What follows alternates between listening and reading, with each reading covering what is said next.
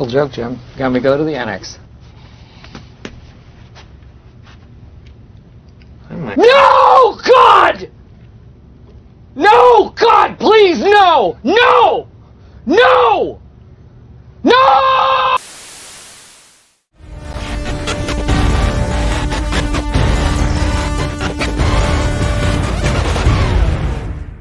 Okay, let's do this one more time. The Rooters arc is a 3-part story arc that retconned/changed a lot of information about Kevin's backstory from Ben 10 Ultimate Alien. A lot of people didn't like that about this arc, but I never really minded it for a couple of different reasons. One is the fact that the writers of the Ultimate Alien storylines that gave Kevin his Alien Force and Ultimate Alien backstory were also some of the writers involved in this arc, which makes it less of a retcon in my eyes, and more the writers changing their mind about Kevin and his backstory, and attempting to explain/justify that change in universe, so it doesn't come across as jarring to the audience, like the last time they decided to change Kevin's backstory. And speaking of which, that leads to my second reason of why I don't really mind the changes/retcons the Rooters arc makes to Ultimate Alien and Alien Force's backstory. And that reason is that the stuff we learned about Kevin in Alien Force and Ultimate Alien was already retconning/contradicting information we knew about Kevin from the classic series. Like, the fact that he supposedly had a family that hated him was now contradicted by the fact that Kevin's dad loved him and his stepfather also loved him, and apparently Kevin was just imagining that hatred or something. And speaking of imagining hatred, I guess he didn't dislike Ben for seemingly double-crossing him and breaking their partnership, and was just crazy on energy or something, because apparently that's the way his powers work now. Anytime he absorbs energy, he goes crazy, which could mean he either wants to absorb energy no matter what, kill people for petty or justifiable reasons, or whatever else the writers decide it means.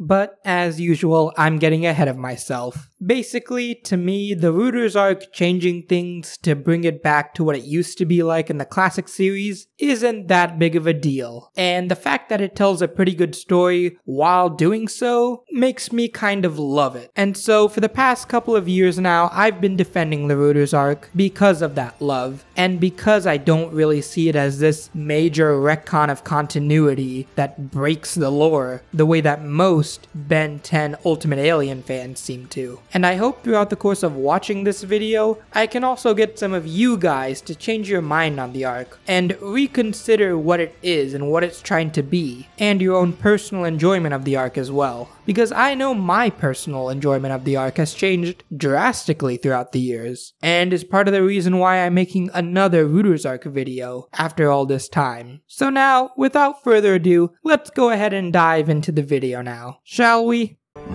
You had to rub it in, didn't you? Yes, as a matter of fact, I did give you that memory. And others.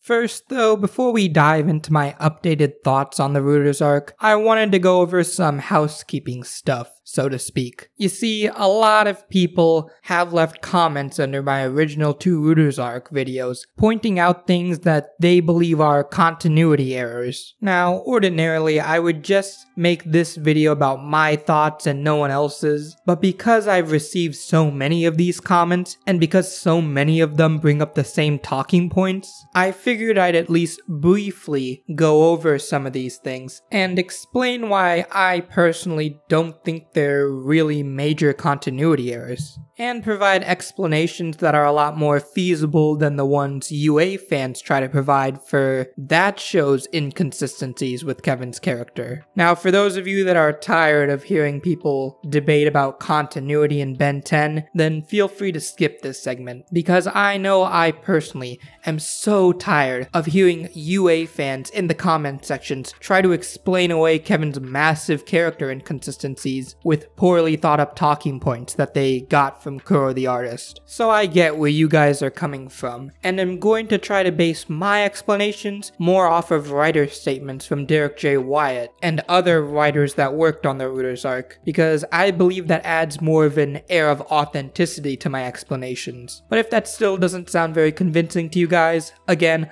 I'll have a timestamp on screen here so you can skip this segment and go straight to my own thoughts about the Rooters arc. So now that I have that disclaimer out of the way, let's go ahead and dive into the first thing that I see brought up a lot in my comments section from the first 2 videos I made about the Rooters arc. Apparently a lot of people are still confused about Agrigor and Osmos 5 and think that just because his ship had a location in it called Osmos 5 automatically invalidates all of the Rooters arc. Even though the explanation for why that is super simple. Like, I have a lot written in the script here due to me wanting to break down each individual train of thought people have about this, but I'm gonna keep it simple for you guys so we can move on from this section as fast as possible. Let me ask you guys this: who programs Agrigor's ships? And who builds those robots that are seen serving his every whim and demand and never ever talk back? Is it possible that Agrigor is the guy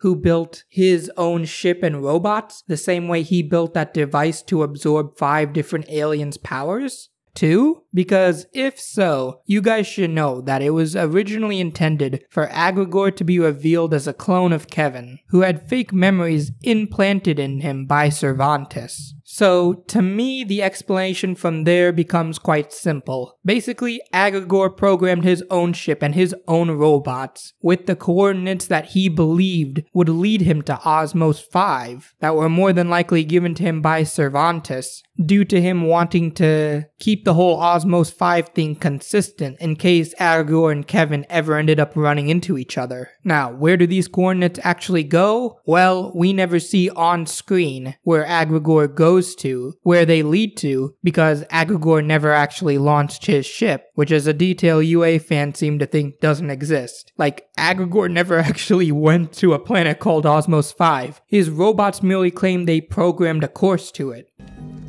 Fastest course to Osmos 5. Plotted. Hyperdrive spinning up. Which could just as easily have been a course straight to Cervantes or to a portal to the Null Void to Cervantes, for all we know. Now, could Agrigor's ship have been programmed by someone else? Maybe, but I don't see why Cervantes couldn't have found that person and brainwashed them like he did to Grandpa Max in order to keep an eye on Kevin. It would have basically just been the same thing again, but for Agrigor. And to be honest, the idea of Agrigor getting his ship from someone else seems a little far-fetched to me, since he seemed more of a lone wolf type in Ultimate Alien. Someone that didn't really rely on others too much, and really only used his robots for menial tasks, and only sent them after the main characters once in order to slow them down. Now, I know some Ben 10 fans are shaking their heads profusely at what I just said, because they think for some reason there's some sort of galactic mapping system. I was gonna talk about this here, and I had a segment in the script planned for it, but guys, Ben 10 is not Star Wars. Yes, I know the scene I just showed kinda looked like Star Wars, with the hyperdrive and everything, but not every single person's map is confirmed to be from one place. And even if it was, there's nothing in the show that contradicts the idea that maps can be messed with on certain ships, which again could easily be the case with Agrigor's, whether it be due to his own fake memories or due to meddling by Cervantes. And just so we're all clear here, I'm not saying this is a good way to write stories. Ideally, this explanation would have been in the show and wouldn't have needed to be pieced together by the fans. But my point here, in this segment and throughout those first 2 Rooters arc videos, is that this explanation is a lot easier to buy than some of the explanations people had for UA's changes to Kevin's character. Like, remember that time Kevin claimed his family didn't love him in Classic? What about your family? Long gone. They weren't too thrilled having a freak for a son, but it just means I don't answer to nobody. Turns out that scene is bullshit, because Kevin's parents did love him. Oh, he also had a stepfather that really loved him. His real father was Max's partner, which doesn't break continuity at all. It was Kevin at both the video game store and the Mint. They were setups. That would explain a lot. I don't mind telling you, that kid's rowboat is missing a couple of paddles. You tell my wife and son I love them.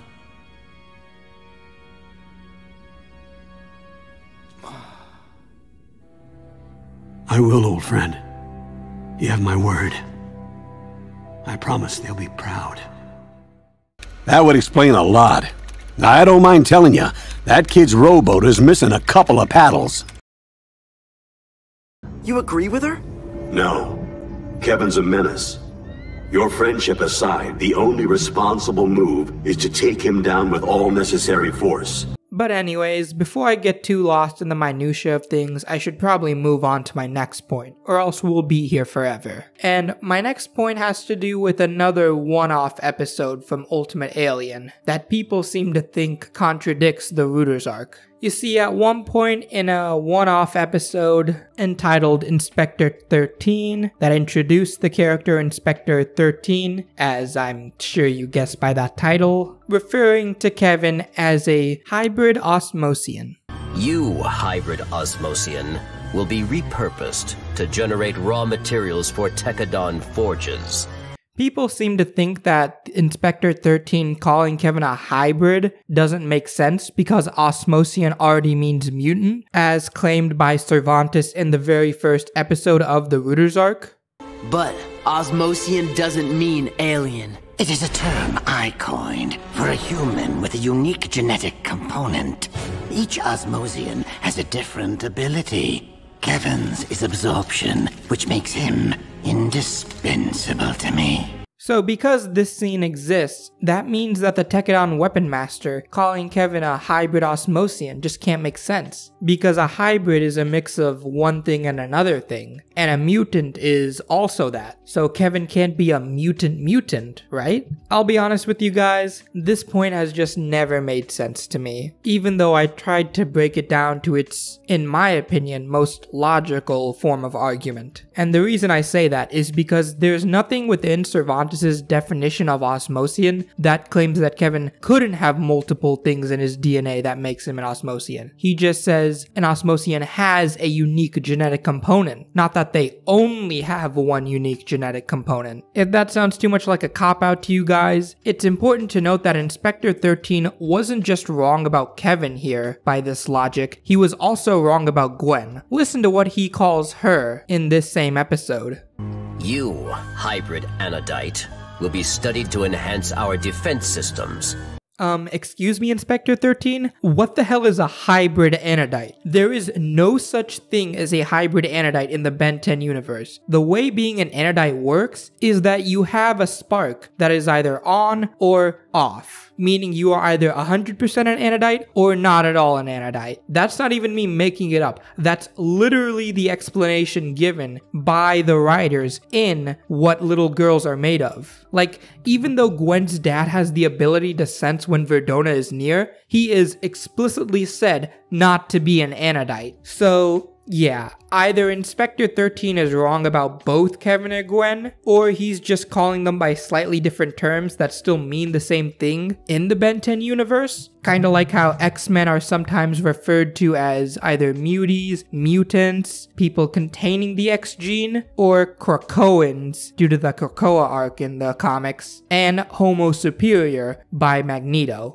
So yeah, either Inspector 13 is right about both of them, wrong about both of them, using different definitions for both of them, or some other explanation you guys want to come up with. The point I'm trying to make here is that if he can be wrong about Gwen, why can't he also be wrong about Kevin? Because if that is the case, that he can indeed be wrong and he's not this super genius computer thing most fans seem to think he is, then he maybe, just maybe, might not be a reliable source of information, and thus shouldn't be used when discussing whether or not Osmos 5 ever truly existed in the Ben 10 universe. But anyways guys, I think we're close to wrapping up this segment now, because even though I know there's a lot more misinformation about the Rooters arc out there, I'm gonna be real with you guys. A lot of that stuff just seems like bad faith arguments to me. Like, these two I kind of get as people just not fully understanding the arc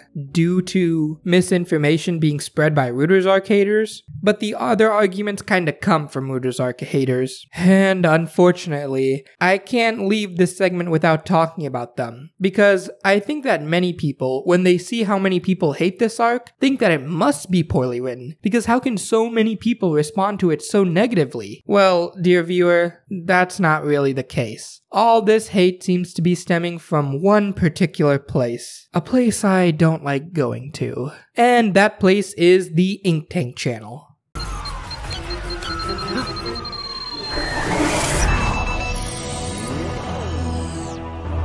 It never did that before.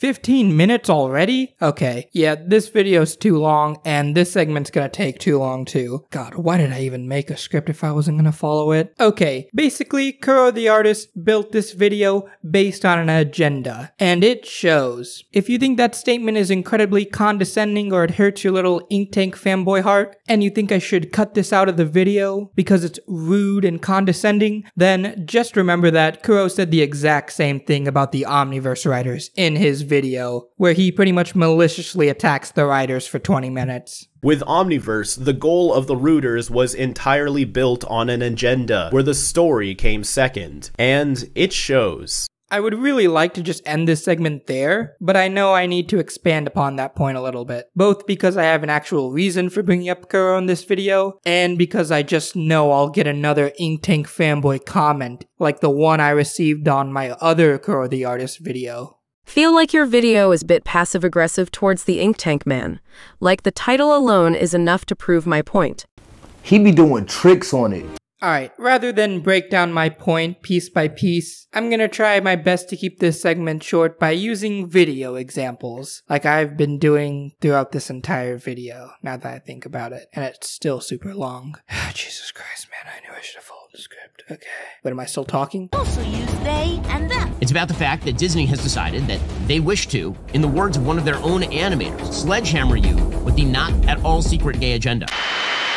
For those of you that don't know, the person in that clip is Ben Shapiro, an idiot who successfully poisoned the well of online discourse with ludicrous takes about the woke agenda and how it's being inserted into movies and stuff because gay characters are being given more prominence nowadays. Why am I bringing up Ben Shapiro in a Ben 10 video even though his face and voice triggers me beyond belief? Well, it's because much like how many critics have started using woke as like an actual term to criticize movies because of people like Ben Shapiro, many Rooters Arc fans have taken up the idea that the writers were malicious people that were changing Kevin into being a mutant for no other reason than that they were malicious and didn't like Ultimate Alien's lore and disrespected it, even though the writers of the Rooters Arc wrote Ultimate Alien, and thus this argument literally makes no sense whatsoever. But because I know how people are gonna take this segment, let me just make it clear here for you guys. My point is not to compare Kuro to a bad person and be like, oh, he's taking his ideas, he's basically a bad person too. Because no, Kuro is not as bad as Ben Shapiro. Just because I disagree with him on the Rooters Arc doesn't mean I think he's Ben Shapiro. No, my point for bringing up Ben Shapiro here is to ask a simple question. At what point does it become the writer's fault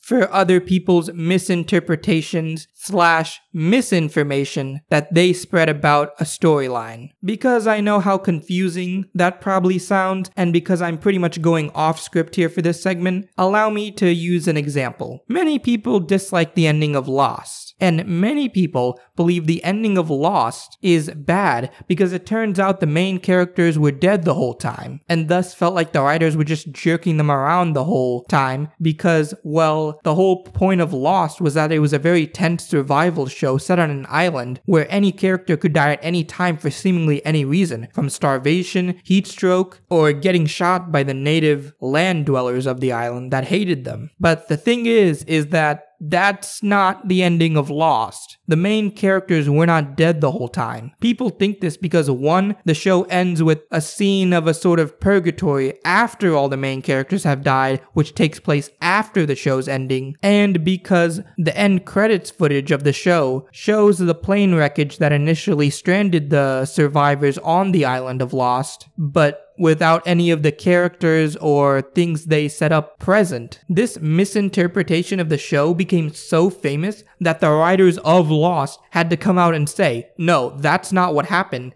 and that footage was not meant to be in there in the end. Many people claim that it's the writers' fault people thought this, and that they should have been more clear about it. But in my opinion, that's just not a fair argument, for two reasons. One is that art is inherently subjective, so everyone's going to come to their own conclusion about something. Even if you try and make it abundantly clear, that's not always going to be the case. But the second and more important reason to this video, and the reason why I'm bringing up this Lost example in the first place, is because the only reason people kept thinking that about Lost ending was because so many people online kept saying that is what happened. They kept sharing their misinterpretations to the point where average viewers, or people that had never even seen the show, thought that it must be true. After all, how could so many people come to the same conclusion if it wasn't intentional on the writer's part? I think you all see where I'm going with this. And I do apologize if you already figured it out and had to sit through that whole segment. But basically my point here is that I think a lot of people hear this discourse around the Rooters arc and think, oh, well, it must be a bad arc if so many people dislike it and have so many questions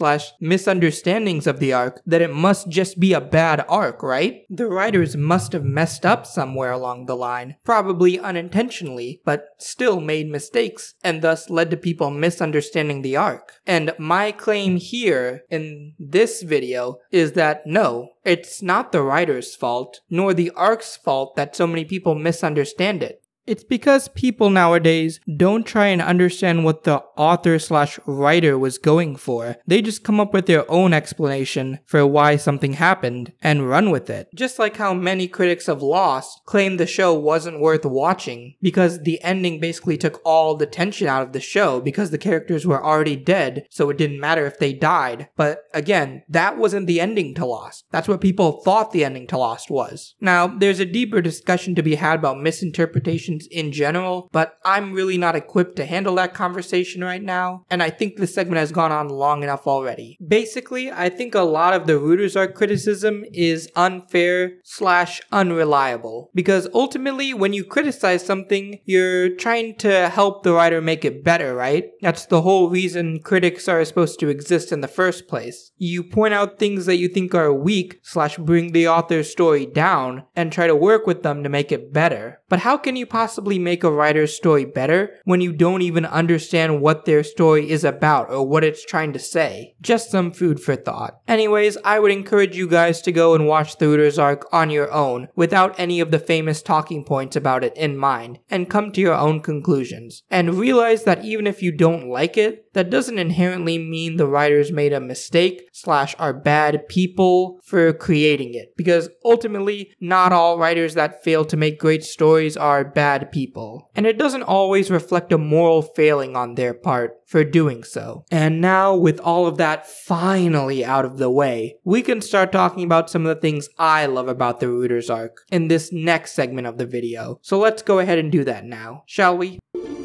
Come now, Kevin. Ben Tennyson, Coming Storm, Destroyer of the Universe. What difference does a name really make? Okay, I've really been looking forward to this segment. I don't know if you guys can tell since my voice is naturally always very monotone, but I could really use the positivity right now in my life. My mental health has not been the best lately. Apparently I'm bipolar. Don't know why I said it like that. Or not, who knows. But I could really use the positivity is all I'm saying. And so naturally, I shall do the most positive thing and tear down my old self and completely make him feel like shit. Now that's positivity, baby. Am I right, guys?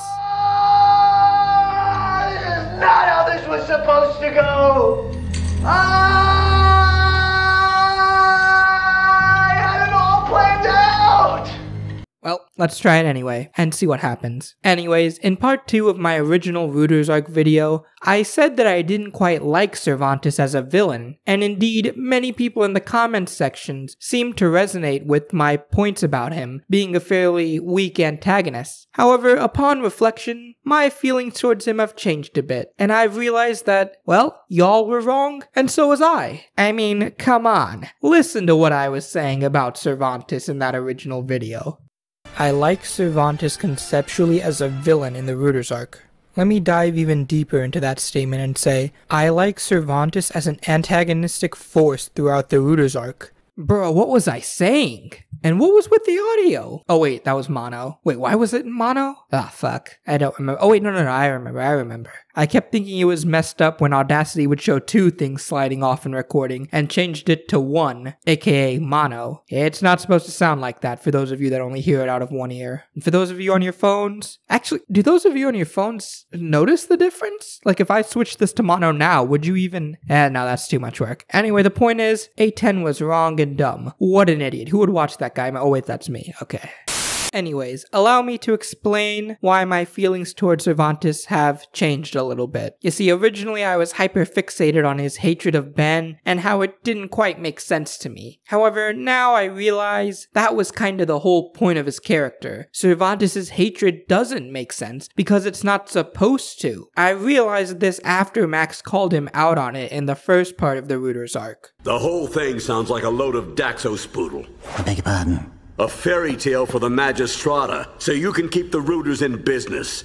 All you are is smoke and mirrors. You see, Max was dead on here about Cervantes. I just didn't realize it at the time. Because just like how many cult and religious leaders use their charismatic and manipulative personalities to make their ridiculous ideologies seem more believable, so too does Cervantes manage to convince everyone around him that Ben is some kind of great evil that has taken powers that are not rightfully his and is much too dangerous of a threat to be allowed to continue living. He's so good at this that even I fell for it and was confused by his rhetoric at first because it didn't make sense before I realized that it's not supposed to. Because in reality, just like those many real-life cult leaders and religious figures I alluded to, Cervantes is a hypocrite. He convinces everyone around him that Ben is too stupid and naive to control something as dangerous as the Omnitrix, yet what does he do in order to prevent Ben from keeping the Omnitrix? He gives a bunch of children dangerous superpowers. It's no different than when you hear churches go on about how abortion is murder and murder is wrong, but then their members go and bomb a Planned Parenthood or force a mother to basically deliver a baby at gunpoint even if it kills her. It's immoral, dangerous, stupid, and most importantly to my point here, it's hypocritical to their very foundational beliefs, just like how the Amalgam kids are to Cervantes' belief that kids should not have dangerous superpowers. And much like dangerous cult leaders and religious leaders, Cervantes is so deep in his own propaganda that he doesn't even realize this. He genuinely has bought into his own propaganda and thinks Ben is the villain of this story, despite all he's done to the Amalgam kids and Kevin. Again, when I first watched the Rooters arc, this confused me because I thought it must be a mistake, but now I see that it was intentional / the whole point. Cervantes was never meant to be a reasonable villain or have a point of any kind. He was meant to showcase how dangerous and stupid some people's beliefs can be and how easily said people can influence others with a little bit of charisma,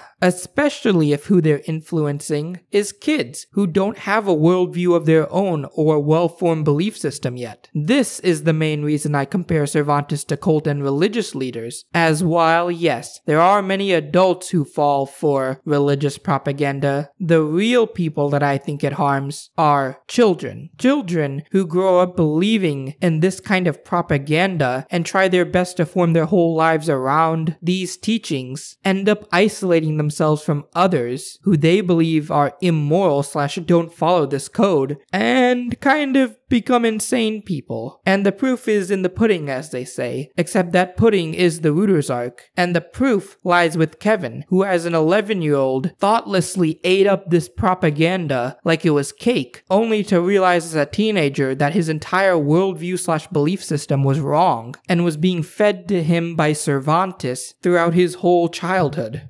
Kevin, with your 1 in a trillion Osmosian power, you're my secret weapon, my unsung hero. I know some of you, well, many of you probably disagree with me here, and admittedly maybe I'm paralleling Cervantes too much to the real world and trying to make him seem like he could be a real person, and I'll admit I do have the tendency to do that sometimes, But I feel like the parallels are there, and it all fits too perfectly for me to believe it wasn't intentional on the writer's part. Like, look at it this way. Cervantes is ultimately defeated by the one person whose mind he could not read, whose thoughts he could not fully control. Basically, the one person that could actually think about the propaganda Cervantes was selling and actually come up with a reasonable response to it. And that person is, of course, a teenage/grown-up version of Kevin 11, who actually considers the arguments Cervantes makes and realizes that they're nonsense. They don't make any sense at all. And thus, Kevin does the only responsible thing and shuts Cervantes down. You think this omnipotent monster is the good guy? I know it. Ben's the greatest friend I ever had. Overall, while Cervantes may not be the best villain in Omniverse, he is the most intriguing to me, due to his hypocrisy being exposed in a very entertaining way by the very person he fed his toxic beliefs to for so long. That's why I've actually come around on him a bit, because again, he isn't a villain that's supposed to have a point, like say Miguel O'Hara in the Spider-Verse movies. Or, well, I guess I should say Miguel O'Hara before the internet started clowning on him and made me realize his point made absolutely no sense and was psychotic. Now, I'm sorry, Spider-Verse fans, but once I saw the 9/11 is a canon event meme, I switched sides so fast.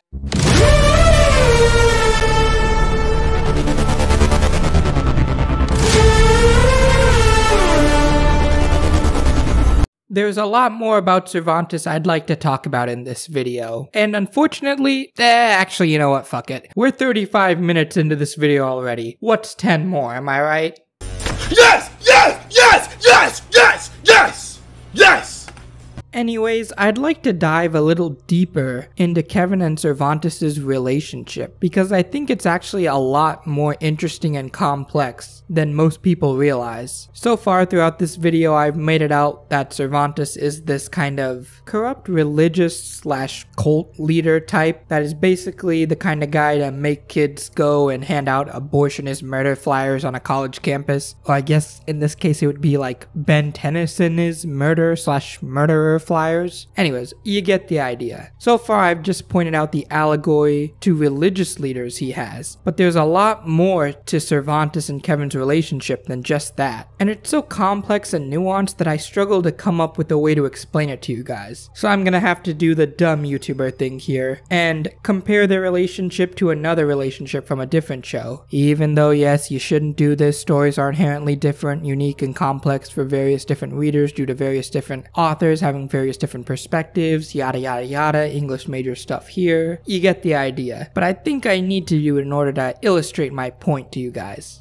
You see, there's a scene from Dragon Ball Z that I think really exemplifies what makes Kevin and Cervantes' relationship so special in my eyes. In this scene, we see Vegeta and Frieza speak to one another almost like they're equals, despite all that has transpired between these two characters. And Frieza speaks to Vegeta with a kind of tenderness here that almost feels out of character, until you realize that he's basically talking to a child version of himself, an arrogant, spoiled prince that doesn't listen to rules. And so Frieza quells that misbehavior in a way no one else could, because only he understands that kind of rage and hatred. Only he understands the kind of uppityness that comes from being a spoiled brat, the kind of arrogance that instills in someone. Here's the scene in question for those of you wondering. And just for the record here, yes, I know it's filler, and I know this doesn't actually reflect how these two characters truly think of each other in the canon material of Dragon Ball Z and Super, but I like it anyway, for the reasons I just mentioned. Look, I'm bored. This is lame. I need an assignment. Who do you think you are? I ought to teach you a lesson in etiquette, Prince. Give him an assignment, Zarbon. Immediately. Lord Frieza. The boy doesn't mean any harm, Zarbon. He just hasn't learned how to control his passion. Give him the hardest assignment that you have. And Vegeta, do come back alive. I will, sire. Thank you very much.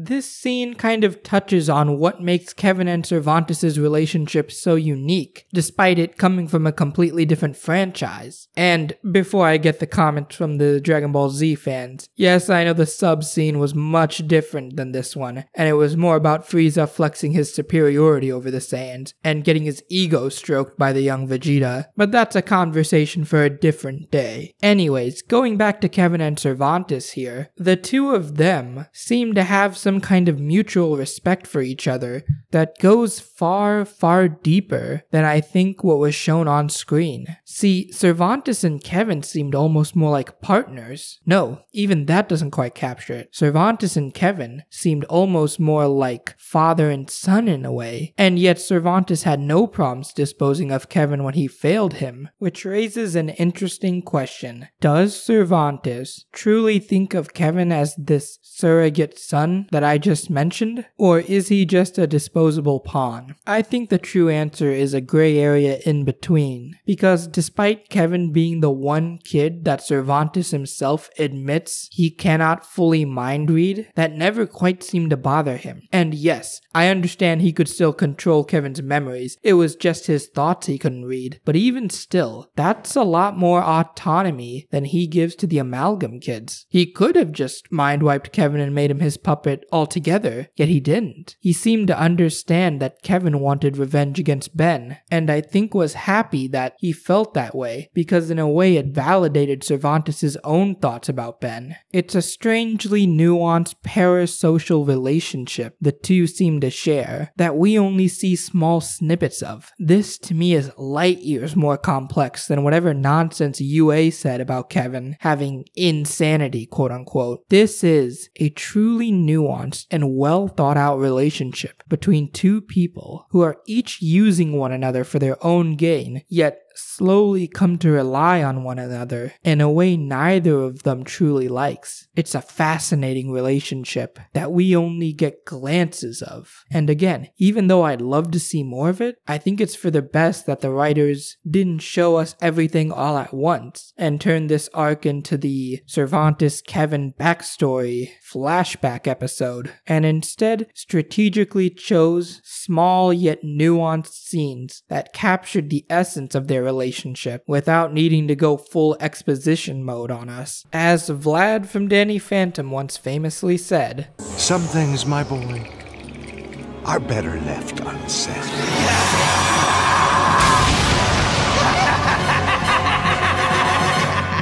Better left unsaid indeed. Cervantes serving as an allegory for religious leaders and his deep relationship with Kevin is just so fascinating to me, because too often in both Ben 10 and comic book media as a whole are villains treated like they're video game characters, in the sense that the writers choose to focus on how overpowered they are and how they have this certain power that counters this character's power and is so ruthless that the main characters barely have a chance and have to go Ultra Super Saiyan mode to defeat them, when in reality, well-written antagonists should challenge our protagonists in unique and complex ways. And that's what Cervantes does to Kevin. Because yes, this arc is to Kevin what the Malware arc was to Ben. A personalized story that finally fixed a ton of inconsistencies with the character that the UA writers sadly created over time. And not only does so masterfully, but tells an incredibly compelling story while doing so, whilst also introducing some of the best villains in Ben 10 ever. And yeah, Cervantes is one of the best Ben 10 villains. If I had to make it a top 5, he'd probably be somewhere in there. Admittedly, probably closer to lower on the list compared to some classic series villains, but still a worthy pick. But I think I've rambled on long enough about Cervantes. Perhaps in the future I'll make a video dedicated to him, but for right now, I'd like to go over some minor stuff that I also quite enjoyed in the Rooters arc before we move on to my conclusion. Kevin, you promised me revenge for my brother.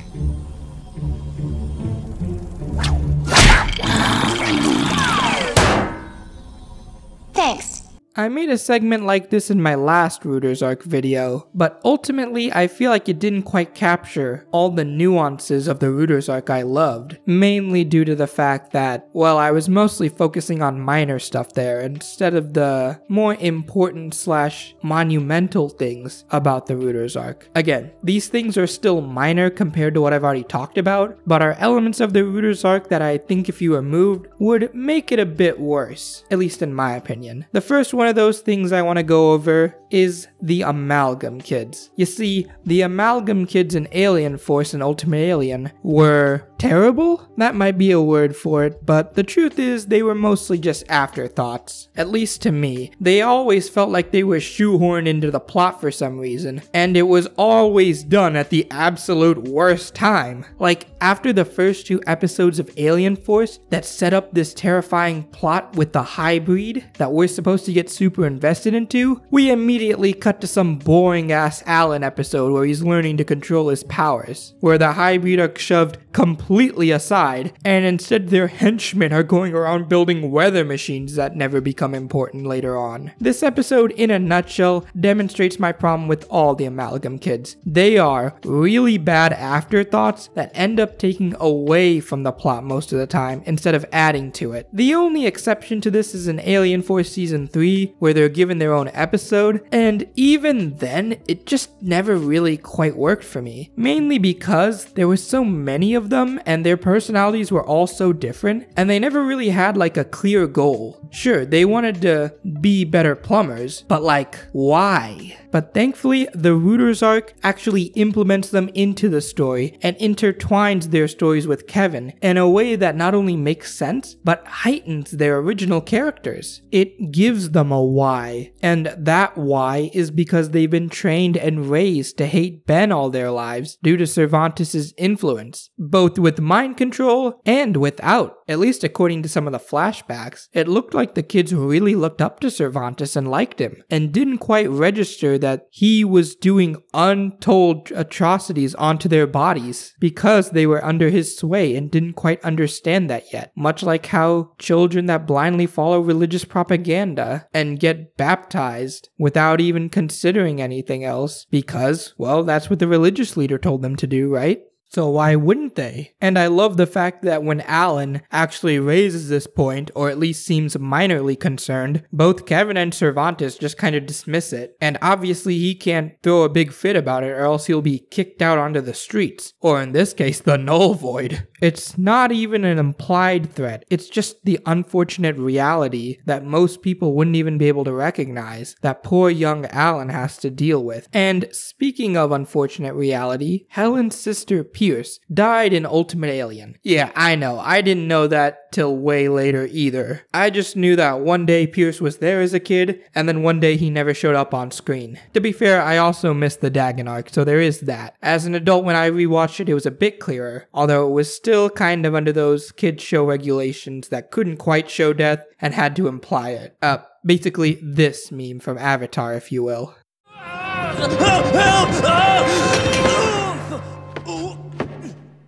Did Jet just die? You know, it was really unclear.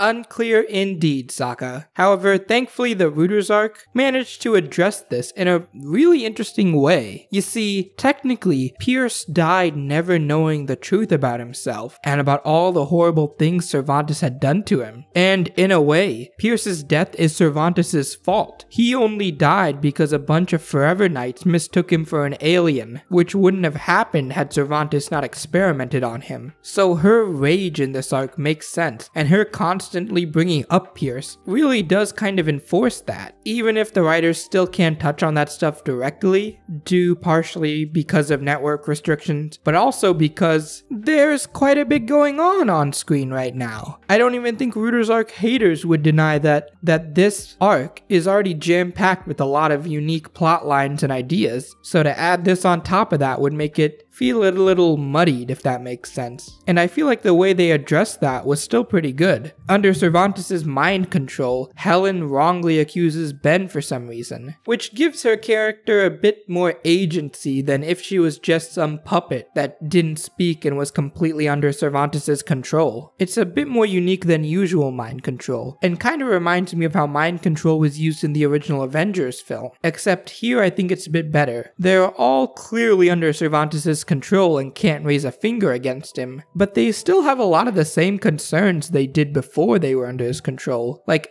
Alan is still a little confused about everything that's going on, just like he was before. And so is Helen. And Manny is still the strong, tough guy looking for a fight he always has been. It's just now directed towards Ben and the others. It really feels like Cervantes actually managed to convince them. Yet when the spell is broken and they can actually make their own choice, they're able to see through his propaganda the same way Kevin did. The same way anyone with rational thought that isn't completely raised from birth by some crazy person can. Again, going back to that allegory with corrupt religious figures. And Helen in particular once again mentions her brother, but manages to hold back from going completely feral on Cervantes, the one responsible for his death, showing a lot of maturity, but also genuinely raising the stakes and creating a bit of tension for a minute there. I really thought she was about to mess up Cervantes in a very not PG, good for kids kind of way. Yet she managed to show a lot of control, showing that in her own way she has processed Pierce's death, and this new information, though tragic, has not shaken that process or her mental state too much, which I really like. Again, it's a very small part of the arc that only people like me that are hyper focused on it will even see, and I think the arc would be less enjoyable if this arc was removed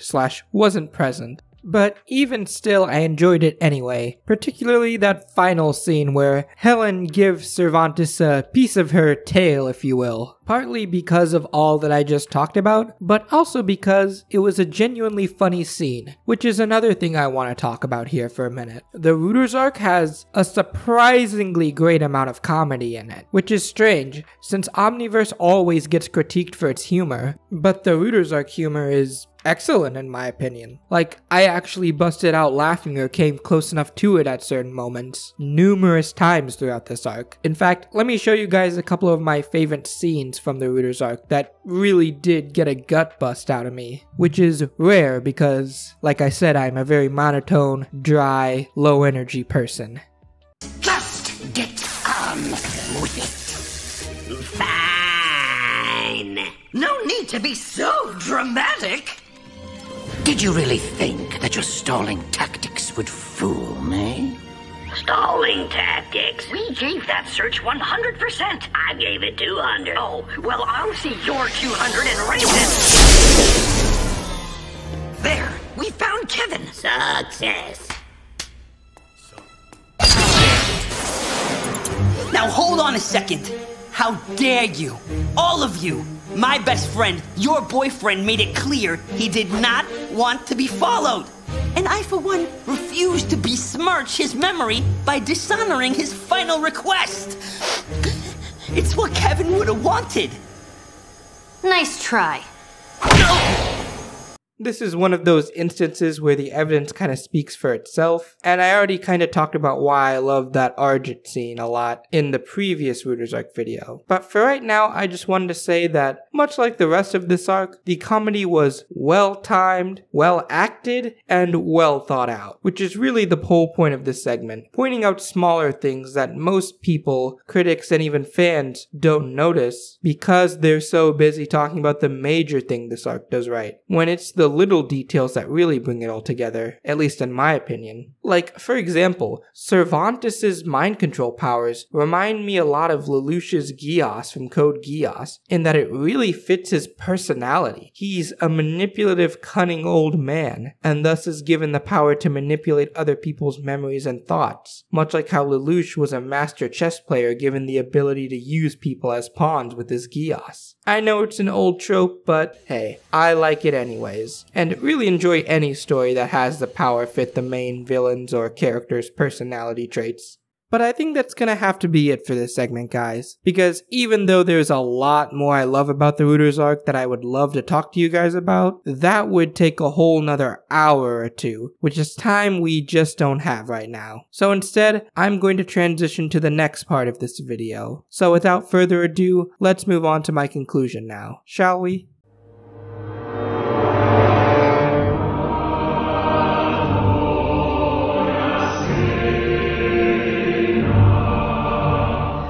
Alright, there's a lot written in the script for this segment, but come on, I haven't really been following that thing at all throughout this video, so why start now? However, there is one point in there that I just have to address before I close out this video. You see, a lot of people think that it's okay to blame Derek J. Wyatt for this arc's writing, and here's what I have to say for those of you that think that. You're not just wrong, you're stupid. Now wait just a minute. And you're ugly, just like your mum. See, Derek J. Wyatt once said in a statement that he plays a role in deciding how the arcs go, / where the characters end up. And somehow, someway, people have twisted this statement to mean that he basically wrote all of the Rooters arc somehow, even though that's not what happened at all. And I'm pretty much here to prove it to you guys. Because the way that it seemed to work, based on that statement, was that Derek would offer ideas to the writers, and they would either accept it or reject it, thus playing a role in where the arcs end up, but not writing the arcs themselves. People will ask where my proof is, and my proof is the Agregor statement he also made that people coincidentally seem to forget about. I know a lot of people have been asking about Agregor, so I'm going to use this question to explain my original idea for him. Before we started the Rooters, when I first was starting to think about the concept, I had the thought that we could kick off the arc by having Agregor seek out Kevin. Agregor's genetic material was starting to break down, coming undone. He was degrading to a point that it was difficult for him to hold his human form, so he would go to Kevin for help, ultimately disclosing to Kevin that Agregor was a Rooter experiment to duplicate Kevin's powers. Perhaps Ag's mind was wiped as well. The episode likely would have ended with Ag melting into ooze, dead, and Kevin would have ended up pretty much where he did at the end of the first Rooters episode. I don't remember why we didn't go that way. I think maybe no one could work up any enthusiasm to do an Agregor story, as a large part of the crew had worked on Ag's UA arc. I don't think anyone was in a hurry to get back to him. That's right, folks. Derek straight up came up with the Agregor explanation, but the UA writers cut it out. You can't make this shit up. It's right there. But no one bothers to read this statement and instead pretend like Derek was this classic series fanboy that wrote the Rooters arc based on an agenda against UA because he was some classic series fanboy that hated the show or something, when that clearly couldn't be further from the truth. And even though this should go without saying, no, this is not an open invitation to bash the Ultimate Alien writers either. My point here is that no one should be getting yelled at for what they did on a TV show back in 2012. Least of all Derek, an art director for the show, who didn't even write anything for it. Now, I already know this statement isn't going to convince anyone, and part of the reason why I've been so rude, quote unquote, is because I'm just frustrated with all this, man. It is so common nowadays to just attack creatives because you personally didn't enjoy their arc or story, and that's not okay. Like the people who hate on Kathleen Kennedy, or the actors for The Acolyte, or the actors from The Boys because she got a plastic surgery and somehow that upsets them and they think it's okay to attack her. This stuff is just beyond reprehensible, and I'm tired of seeing it here in the Ben 10 fandom. But, as the famous saying goes, you can't change anyone else, you can only change yourself. So, from this moment on, as sad as it may seem, I am no longer a part of the Ben 10 Reddit, and from this point onward, there will be no further Rooters arc videos, Ultimate Alien videos, or really anything about the Ben 10 sequels. I'm sorry, but that's just where I'm at with all this stuff. I'm tired of talking about sequels that I don't like, and getting nothing but hate for it in the comments below, and people calling me hypocrites for not liking what they like. So from here on out, if I make any more Ben 10 videos at all, they will be only about the classic and the reboot. And because I'm so done with it, there's one last thing I'd like to get off my chest. You see, in my original video where I called out Kuro, I wasn't quite being honest. Somewhere in the comments, I don't remember where exactly, I said that I don't think he was hating on Derek J. Wyatt. Well, my thoughts have changed, because I find it very interesting that Kuro made a 20-minute video about the Rooters arc, and somehow neglected to mention that the UA writers wrote this arc, and they were responsible for writing the Kevin backstory he loves so much. To me, it's clear that Kuro is just another one of these UAF fanboys that thinks that just because the Rooters arc retconned his Ben 10, he gets to go around and make false accusations. Or at the very least, if that sounds too strong of a statement to you guys, he goes out of his way not to mention the truth, and tries to insert Derek as much as possible throughout his 20-minute long video. That's all I have to say about that. No, I don't think it's okay, but obviously nothing will come from me yelling and bashing him again. I mentioned him more than enough in this video, and like I said, I'm leaving the Ben 10 fandom, so I don't care anymore. So yeah, this isn't how I wanted to do this, but hey, I've put my heart and soul into this video, and I know it'll get nothing but hate, and I don't even get paid by YouTube, so why keep doing this? The answer is pretty clear to me. But if you're interested, I do have new content coming out, both about the classic Ben 10 series and about other shows. That's right, I'm branching out finally. No more one foot in the shallow end for me. I'll be talking about The Boys, video games, a new Ben 10 show if it comes out, my thoughts on House of the Dragon, basically anything and everything you can think of I'll probably cover. To those of you that have supported me this far, thank you, and I hope you stick around to enjoy the new content. That's all I have to say about all this. With peace and love, I'm A10, and this has been the many reasons why I think the Rooters arc is perfect. See you guys in my next upload. Because, again, I'm not disappearing or going away. I'll still be making content, both about Ben 10 and animation in general, and about other live-action shows, and about books and video games. So yeah, stick around if any of that interests you. That's all for now, folks. Bye. He was never supposed to receive the Omnitrix. He was never supposed to wield its power. You knew this instinctively. Who was it that drove you mad? Who was it that sent you to the null void when you were only a child? You know what you must do, Agent Levin. Save the universe from Ben Tennyson. Be the hero you are always meant to be.